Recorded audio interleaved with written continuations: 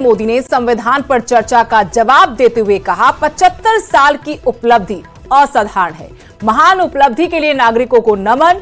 PM Modi ने कहा देश का हर नागरिक कसौटी पर खरा उतरा है और संविधान दिवस हमारे लिए गौरव का विषय है। साथ ही पीएम मोदी ने कांग्रेस पर जमकर हमला बोला।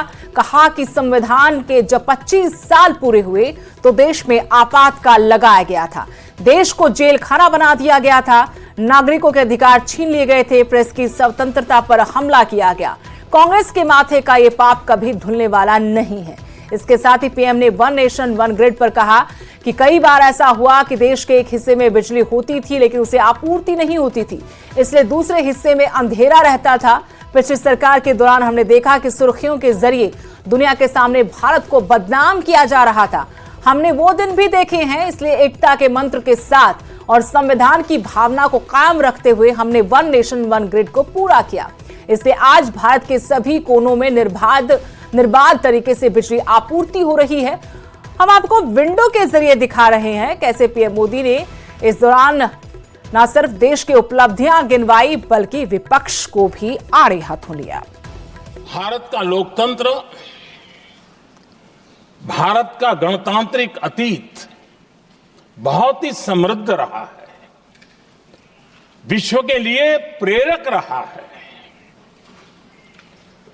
और तभी तो भारत आज मदर ऑफ डेमोक्रेसी के रूप में जाना जाता है। हम सिर्फ विशाल लोकतंत्र है इतना नहीं, हम लोकतंत्र की जननी है। संविधान सभा में 15 माननीय महिला सदस्य थी और सक्रिय सदस्य थी। मौलिक चिंतन के आधार पर उन्होंने संविधान सभा की डिबेट को समृद्ध किया था और वे सभी बहनें अलग अलग बैकग्राउंड थी, अलग अलग क्षेत्र की थी और संविधान में उन्होंने जो जो सुझाव दिए उन सुझावों का संविधान के निर्माण पर बहुत बड़ा प्रभाव रहा था। और हमारे लिए गर्व की बात है कि दुनिया के कई देश आजाद भी हुए, संविधान भी बने, लोकतंत्र भी चला, लेकिन महिलाओं को अधिकार देने में दशकों बीत गए थे। लेकिन हमारे यहां शुरुआत से ही महिलाओं को वोट का अधिकार संविधान में दिया गया।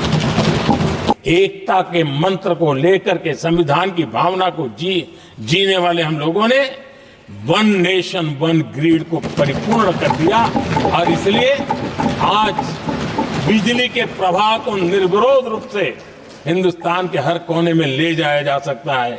कांग्रेस के एक परिवार ने संविधान को चोट पहुंचाने में कोई कोर कसर नहीं छोड़ी है।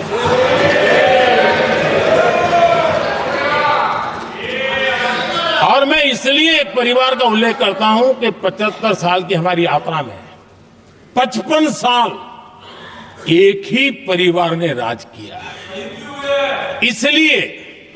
इसलिए देश को क्या क्या हुआ है ये जानने का अधिकार है